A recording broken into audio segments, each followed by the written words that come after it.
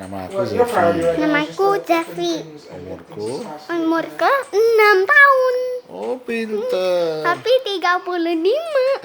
Pinter. Kita makan bareng yuk. Ayo. Dibentuk pelan-pelan. Yeah, very good. Kalau Zefi masaknya tenang. Harus sabar. Iya, nanti masakan enak. Tenang. Aduh, capek. Nanti Zefi makan lagi.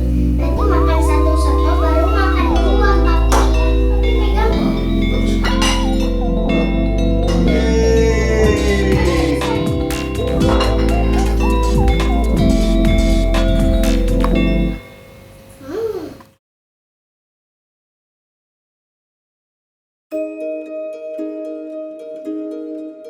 Jadi gimana cerita lo mau menyekolahkan Zefi itu? Oke, jadi Zefi itu terakhir kali kan di Bandung kan dia TKB terakhir tuh. Nah waktu dari TKA ke TKB itu sebenarnya Zefi itu udah ngulang TKA-nya tuh jadi 2 kali totalnya. Jadi dia TKA harus naik ke TKB, tapi dia jadi tetap di TKA gitu. Nah, habis itu dari TKA naik ke TKB. Nah setelah TKB baru gua ke Jakarta, gara-gara ada problem sama Karen kan. Nah terus dari situ ya anak kan harus sekolah, jadi akhirnya gue daftarin Zefi untuk sekolah yang dimana dia bisa bersosialisasi juga sama teman-teman di sana kan, sekolah pada umumnya. Nah akhirnya karena Zefi pernah ketinggalan sekolah tadinya 1 tahun, umur dia tuh sudah memadai untuk naik kelas 1 SD, tapi tetap sekolah harus mengobservasi kan, anak ini mampu nggak gitu loh. Pada saat itu bokap juga ikutin ya, proses papi datang juga kan waktu waktu dikatakan diterima, Zefi sama gurunya diajak untuk lihat ruang kelasnya, dikenalin sama teman-temannya. Oh, Zefi senang banget. Sebelum dia ke media itu, dia kaget tuh disekolahin. Di mana sekolahnya, Pak? Dia di Jakarta Selatan di situ loh. Nanti pada waktunya saya kasih tahu di mana, karena mereka masih belum harmoni kan. Saya lagi berusaha untuk mereka supaya harmoni. Oke, jadi yang aku tangkap sebenarnya Karen udah tahu dari Richard itu bahwa memang Arya menyekolahkan Zefi, cuman dia bilang ke media bahwa saya ada rekamannya. Oke. Nanti ditunjukin aja rekamannya. Iya kan dia bilang tuh kemarin di media. Saya worry ya, anak saya tidak disekolahkan sama Arya. Jadi padahal sebenarnya dia tahu gitu ya. Oke. Dia udah excited mau sekolah. Taunya muncul kan berita di media. Kalau masih tinggal di tempat beda, tidak anak saya. Karena dia bukan tinggal dengan perempuan yang adalah ibunya. Dia tinggal sama saya, bukan di rumah perempuan lain. Tidak. Kalau seorang laki-laki ada di apartemen dengan seorang wanita dengan membawa anaknya, untuk saya nggak pantas ya sebagai orang hukum. Berapa lamanya tinggal di apartemen Marsanda itu, ini kita tidak akan tahu. Bawa anak gitu loh. Bawa anak saya tinggal di tempat perempuan lain gitu. Yang tahu Marsanda sama suami saya. Marsanda sama suami saya. Ada apa 2 anak? Karena temen kan bisa jadi demen ya. Nggak lama setelah itu, tanggal 2 Desember, mereka kirim surat. Nah, kenapa mereka kirim surat? Karena di tanggal 26 November, which is sebelumnya, itu ada peristiwa berita kita itu. Terus bermunculan heboh yang itu semua. Kita dipanggil sama Sekolah bilang ya kita bukannya nggak sayang sama Zefi, kita sayang, kita senang lihat Zefi. Cuman ya kita juga harus jaga juga reputasi sekolah ini, jangan sampai murid-murid lain juga jadi tidak terlindungi juga gara-gara masalah ini kan. Jadi ya takut terekspos terus jadi safety untuk ya kan. anak-anak. Kalau misalnya nanti Karen datang sekolah itu rebut-rebutan sama gua misalnya gitu kan, kan nggak bagus gitu. Mereka mau menghindari opportunity itu. Terus ya sekolah nggak berani gitu untuk menerima Zefi walaupun Zefi sudah secara kualifikasi sudah terpenuhi gitu. Wah, Zefi kecewa banget. Kecewa. Nah itu menurut saya itu apa yang dilakukan oleh Karen itu saya kritik ya, karena itu tidak melindungi anak. Dia nggak memikirkan konsekuensinya bahwa dengan omongan dia itu anaknya juga akan menderita gitu loh. Jadi nggak bisa sekolah. Bayangkan itu, anaknya udah happy banget gara-gara ibunya memberitakan hal yang sebenarnya tidak benar gitu ya, anaknya menderita. Nah di situ saya kecewa banget. Nah itu dia juga Itu tuh. sangat tidak melindungi anak. Itu yang melantarkan anak itu sebenarnya. I see. Dan kita punya suratnya dari sekolah alasannya kenapa. Dan alasannya kita salah pemberitaan itu.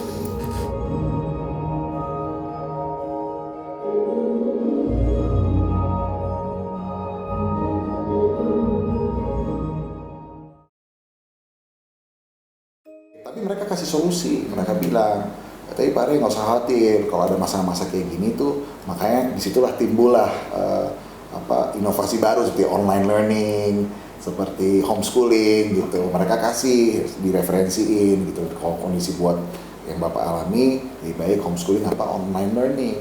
Tapi ada blessing in disguise-nya, Ar. Iya. Ketika online school itu hubungan kamu sama Sevi, Papi lihat luar biasa. Arya kan harus ngajarin berapa jam itu kan ada jadwalnya. Iya. Di situ hubungan mereka tuh saya lihat, waduh, quality time banget. Dan memang aku ngeliat selama Zevi masih hidup ya, setiap kali dia sama lo ya kayak misalnya kita lagi les musik, kan lo selalu ajak dia. Itu tuh kalian sangat suka bercanda.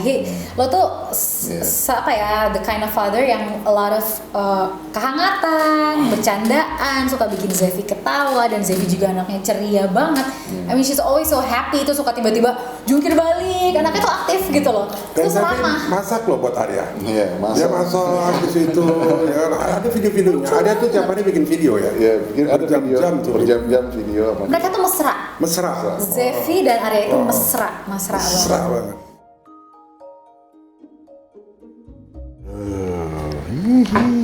udah jadi makanannya. Aku cuci tangan. Di tangan. Halo papi. Aduh manisnya, halo sayangku. Papi close your eyes. Okay, close my eyes. Kamu licik. Papi habis minum kopi. Papi masih lapar nggak? Papi manjain Zevi. Oh, ini juga. Papi. Halo sayangku. Papi lagi apa? Aku lagi liatin kamu. Aduh. Zevi sayang mami nggak? Oh, sayang. Sayang mami nggak? Sayang. Sayang dua-duanya kan? Iya. Papa tutup mata dua.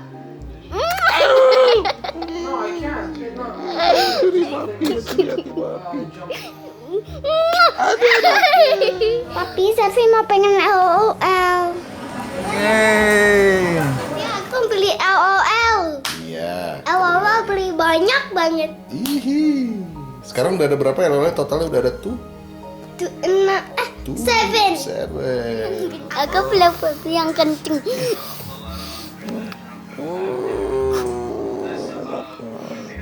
Papi belum Zevi yang kenceng. Jadi berdoakan selalu buat mami papi. Iya. Love you, cium papi dong. Love you. Aduh. Say bye-bye. Bye.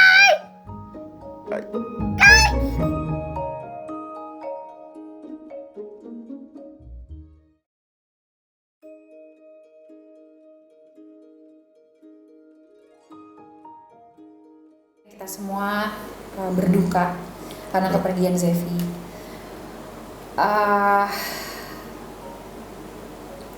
Semua ini tuh sesuatu yang sangat amat berat buat lo, ditambah itu. Dan gue ngeliat semasa hidupnya Zevi itu selalu happy sama lo, and then one day tiba-tiba dia pergi. I mean, udah gitu sesudah Zevi meninggal, dari pihak Karen dan keluarganya juga mencoba membangun opini publik lagi yang mengatakan kematiannya janggal. Seakan-akan tuh lo melakukan sesuatu yang buruk ke Zevi sampai dia meninggal gitu loh. Seakan-akan tuh lo ngapain dia gitu loh. Gimana lo bisa punya ketegaran dan gak aduh gue gak ngerti deh di posisi lo tuh seperti apa sih. Pertanyaan lo ini adalah pertanyaan yang gue harapkan sih dari banyak orang. Karena lo orang pertama yang baru nanya itu ke gue. Nggak pernah ada satupun orang yang nanya itu. Karena Gue ngerasa kayaknya mungkin beberapa orang ini yang mau nanya ke gue mungkin nggak percaya juga kali bahwa gue nih orang yang sayang sama anak. Gue orang yang sangat sayang sama anak gue. Tapi kan nggak mungkin gue ngomong gue sayang lo sama anak, gue sayang lo, gue orang baik loh. Itu kan kayaknya lu nggak tulus. Lu kalau sama anak lu baik ya baik aja. Karena apa itu darah daging lo. Gitu. Jadi gue bisa dapat ketegaran dan kekuatan itu justru karena pertama gue coba menganalize semua kondisinya gue analyze. Kedua gue analyze, gue timbang. Tapi dalam kondisi kan bayangin pada waktu itu gue cerita sedikit ya soal ini. Soalnya gue waktu itu di verbal sama polisi, ditanya beberapa pertanyaan gitu kan. Sementara gue lagi mikirin anak gue gimana. Terus ditanya pas saya udah harus pergi nih Pak, bentar Pak, ini harus kita tanya dulu nih. Semua kan kejadian meninggalnya Zefi. Pertanyaannya kan detail tuh kan. Ya. Terus pada saat itu tante gue nelfon, keluarga nelfon itu ngasih tahu ya Karen nggak mau kalau lu ke kuburan gitu segala macam. Jadi Karen ngelarang lo untuk ke kuburan Zefi? Iya, gue dilarang. Gitu. Ada. Yang ada beritanya ya. Ada. Seakan-akan lo. Ada, tapi nggak digaungkan. Tuh nggak peduli. Enggak. Dengan meninggalnya Zefi sehingga lo nggak hadir di penguburan. Tapi kenyataannya maksudnya tadi lo bilang apa? Karen nggak memperbolehkan Karen lo. Dengerin dari lawyernya kan ngakuin, iya saya melarang gitu kan. Tapi kan digambarinnya kan seolah-olah kayak dia ke kuburan aja nggak datang gitu loh. Maksudnya jadi kayak agak kayak dijebak kan, dilarang untuk datang. Tapi begitu gua nggak datang, dijebak, dia nggak peduli sama anaknya gitu. Kesannya gitu kan, heartless, nggak punya hati. Iya. Jadi tujuan gua untuk nggak mau datang adalah gini, karena gua pribadi ngelihatnya ini momen buat lo. Gue udah punya momen kok sama Zefi. Nggak sih, gue punya momennya. Kalau misalnya lu mau kalau kehadiran gue ini akan mengganggu lu, kehadiran gue akan mengganggu lu untuk berduka soal Zefi, gue nggak akan datang. Ya kan? Jadi bukan karena takut atau karena enggak, gitu. Bukan karena itu, karena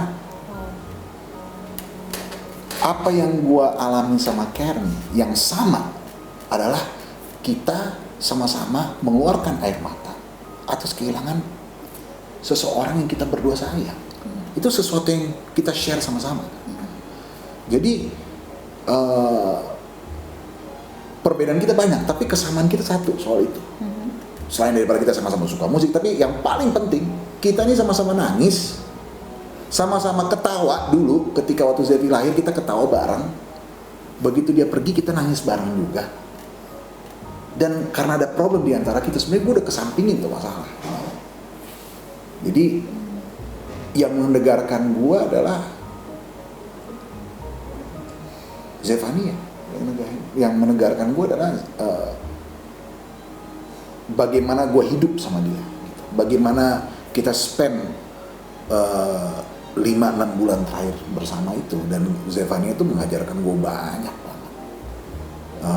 Gue bangga banget sama dia. Jadi yang bikin gue tegar adalah selama 40 hari itu gue goyang banget gitu.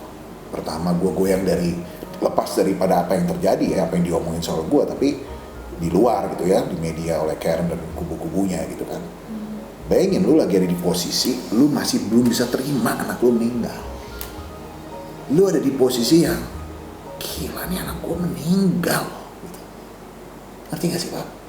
Papi aja belum ngalamin anak meninggal. Gue ngalamin, umur gue baru 35 tahun.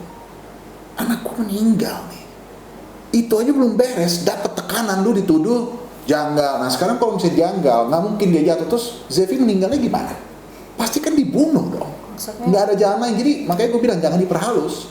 Kita nggak pernah bilang dia bunuh ya, tapi lu bilang bahwa dia nggak mungkin jatuh dari lantai 6. Harusnya dia hancur badannya, jadi segala macam. Kenapa nggak sabar untuk menunggu dari kepolisian untuk mengumumkan apa yang terjadi? Kenapa harus langsung janggal ini itu? Kenapa nggak nunggu dulu polisi sampein? Kan polisi yang lebih berhak. Gitu.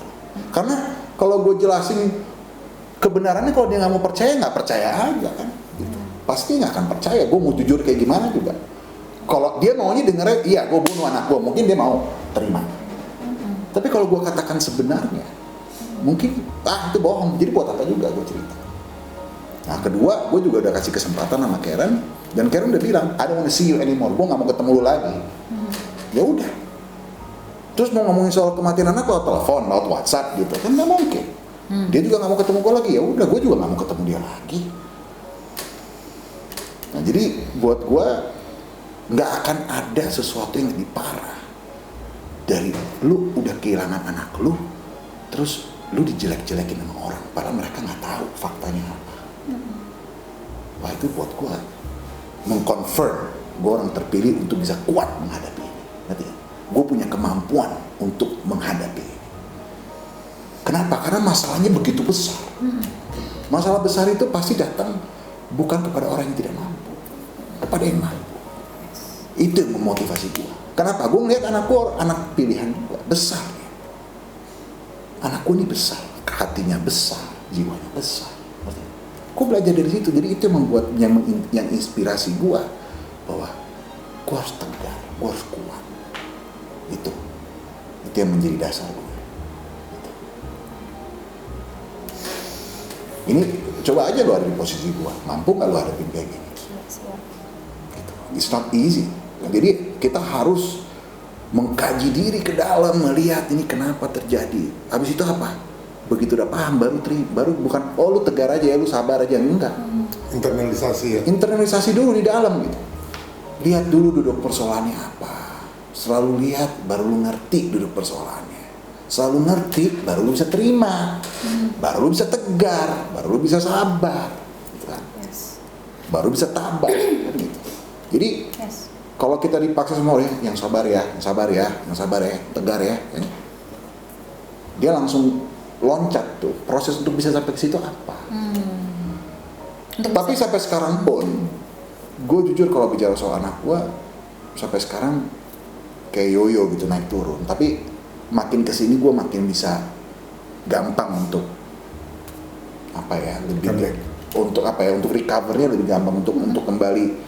Jadi ibaratnya gue goyang nih terus untuk kembali ke normalnya itu lebih cepat. Kalau dulu kan wah gitu kan, amplitudenya besar banget gitu. Recenter ya. Jadi harus kembali untuk recenter dan ingat bikin Zevi bangga.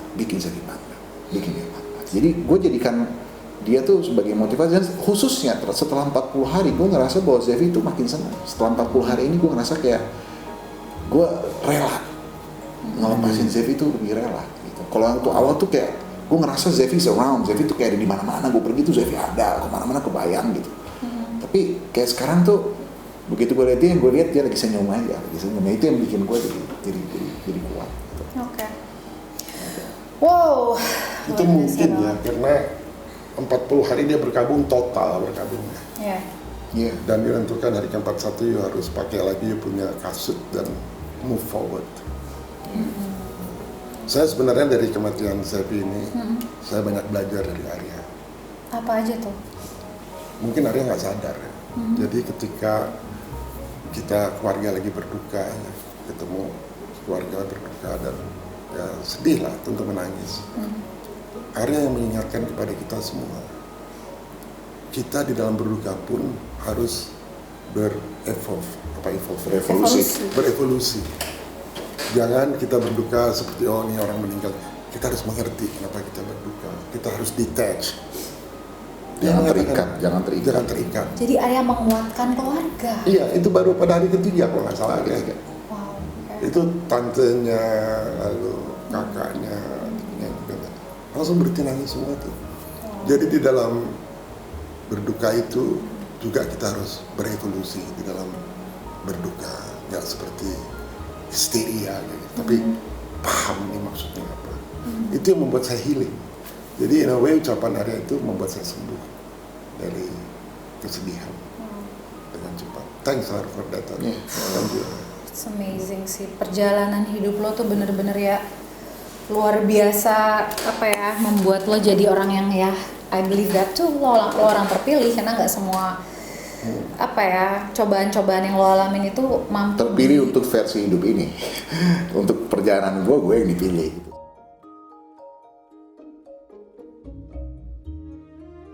Karena ini masalahnya personal banget sih ya, udah ada nyawa yang pergi, dan itu darah daging sendiri. Jadi gue rasa kalau gue bicara jadi gini ya, ini masalahnya gue nggak bisa ngomong kayak lagi ngomongin topik ngomong sepak bola gitu. Ini ngomong soal hal yang dalam banget gitu. Ini bukan hobi, ini hidup gitu. Jadi begitu ada orang ngomongnya nggak bener aja soal ini, gue marah pasti. Tapi bukan gue jadi reaktor, enggak. Lu dasar lu ngomong itu apa sih? Lu kayak maha tahu aja. Yang jalanin gua kok, gitu. Yang jalanin pengalaman hidupnya gua kok. Kok lu nentuin? Enggak, ceritanya nggak ada gelas di sini. Kayak yang lihat gua kok gelasnya. Iya sih. Zevi itu adalah anak yang tidak pernah mengenal dendam. Setiap kali gue misalnya kayak gue marah nih sama dia, Zevi, kamu jangan terlalu gini dong mainnya. Kalau dia karena mainnya terlalu liar gitu ya, saya suka tegur dia gitu. Terus kadang-kadang kalau saya lihat dia sebagai anak perempuan ke bapaknya itu kan kita punya attachment yang deket banget kan, karena dia lawan jenis kan. Terus tiba-tiba dia kalau saya bikin sesuatu gitu, saya ngomong sama Zevi, sorry tadi papi tegur kamu ya, it's okay papi, I love you. Jadi dia tuh begitu pure kasih sayangnya sama gue. Yang gue lihat dia tuh sama sekali nggak ada hal yang negatif dalam dia itu nggak ada.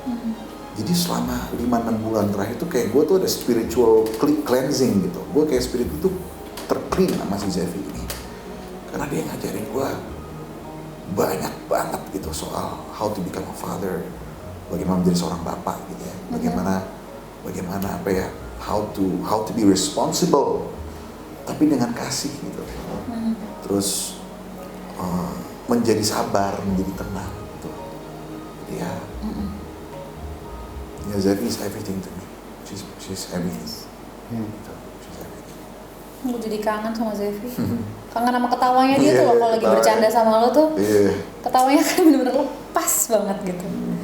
Oke. Boleh nggak kalau gue tutup ini dengan doa? Sure. Arya waktu Zevi masih hidup pun dalam itunya doanya selalu mendoakan Karen, selalu. Waktu Zevi masih hidup sama. Bahkan dalam setelah Zevi pergi pun kita selalu mendoakan Karen dan keluarganya. Iya. Yang berat kan bukan Arya aja kehilangan anak, Karen kan juga berat kehilangan anak. Jadi mudah-mudahan dapat pencerahan kita. Ya. Jadi barangkali orang kalau didoain mungkin nggak suka ya, dianggap ya salah terus didoain. Kalau menurut saya ya kita ya orang masing-masing punya kebenaran masing-masing ya. Kalau kita mendoakan orang itu seolah kita yang benar, orang lain yang salah. Oh gitu ya. Iya, saya ada kesan gitu. Gitu. Jadi ya mudah-mudahan kedua-duanya harus adil kalau dua itu. Dua-duanya kita beri, semoga Tuhan bekerja lah Roh Kudusnya di dalam keduanya supaya bisa mendapatkan hikmah ini. Mereka berdua kan diberikan titipan anak, dan ketika hilang kita marah, kita sedih, kita lupa bahwa Zevi itu hanya titipan, ya, hanya titipan dan dia bukan milik kita gitu. Nah, jadi mungkin sebaiknya kita mendoakan orang-orang yang belum paham itu gitu. Karena seharusnya kematian Zevi itu bisa meningkatkan level kesadaran kita masing-masing. Kenapa ini terjadi? Yang saya perhatikan Arya itu ketika Zevi meninggal, dia melihat ini, dia mencoba mengakselerasi apa maksud dari Tuhan. Jadi ketika dia dapatkan maksudnya, ya udah proses healing dia jadi cepat. Kalau enggak akan marah terus gitu ya, akan sedih terus, akan kecewa terus. Betul itu Arya, tolong kebebasan. Ya kematian itu bisa kapan aja terjadi, bisa kapan aja. Jadi ya hargai orang-orang yang kita temui, kasih mereka, sayangi mereka gitu. Karena gue ngalamin sendiri anak yang paling gue sayang nih hilang gitu, meninggal, dan itu bisa terjadi sama siapa aja. Semuanya dapat hikmah dan pembelajaran dan bisa berevolusi. Betul. Seperti yang tadi dibilang sama Arya dan Richard. That's good. Okay, so thank you for this conversation. I hope all is well.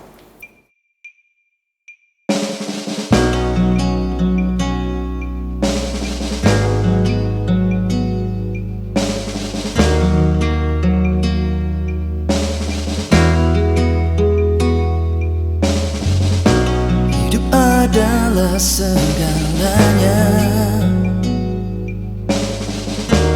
Hidup adalah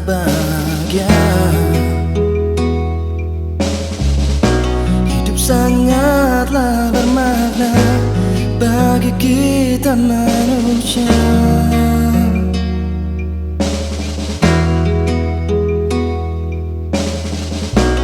Kau yang diciptakan, kau yang dilahirkan, kau yang dibesarkan atas nama cinta. Aku di sini tiada berbeda, tak mungkin ada yang sempurna. Menanti waktu berbicara, ku tetap merasa dan mencoba.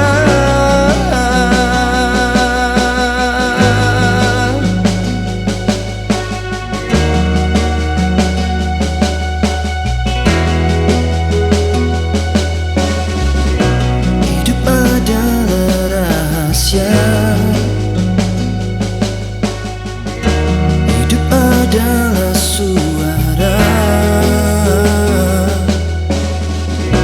hidup sangatlah bermakna bagi kita manusia.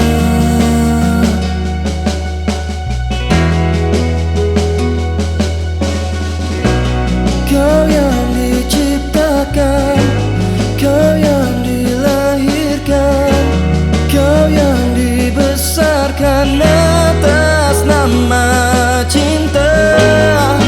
Aku di sini tiada berbeda, tak mungkin ada yang sempurna. Menanti waktu berbicara, ku tetap merasa dan mencoba.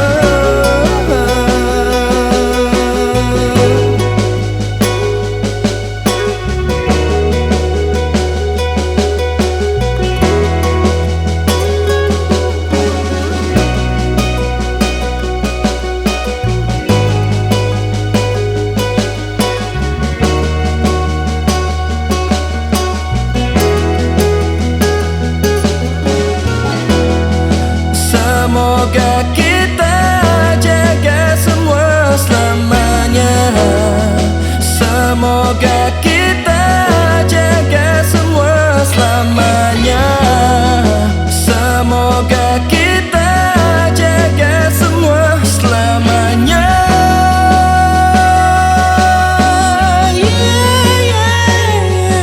Oh. Kau yang diciptakan, kau yang dilahirkan, kau yang dibesarkan atas nama cinta. Kau yang diciptakan, kau yang dilahirkan, kau yang dibesarkan atas nama cinta.